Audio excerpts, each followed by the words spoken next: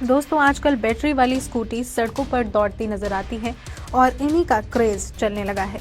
लेकिन यही बैटरी वाली स्कूटी जानलेवा भी बन सकती है।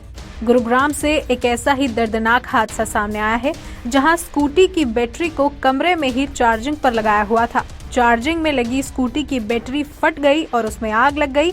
आग की लपटें और धुएं से दम घुटने से एक बुजुर्ग की मौके पर ही मौत हो गई, जबकि महिला और उनके 3 बेटे झुलस गए।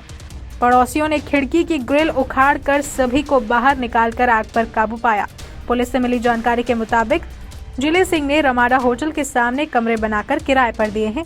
उनके यहाँ करीब 4 वर्षों से किराए पर मूल रूप से दरभंगा बिहार के सुरेश शाह, पत्नी रीना, बेटे मनोज, सरोज और अनुज के साथ वो रहते थे। सुरेश सीएनजी पंप के पास चाय की दुकान करते हैं। मनोज और सरोज एक बैटरी स्कूटर की कंपनी में काम करते थे। बृहस्पतिवार रात को सभी अपने कमरे में रात करीब 11 बजे सोने चले गए। इसी दौरान स्कूटी की बैटरी को कमरे में ही चार्जिंग पर लगा दिया, जिसके बाद यह हादसा हुआ। रात में ही अचानक स्कूटी फट गई। इससे कमरे में आग लग गई और धुआं भर गया।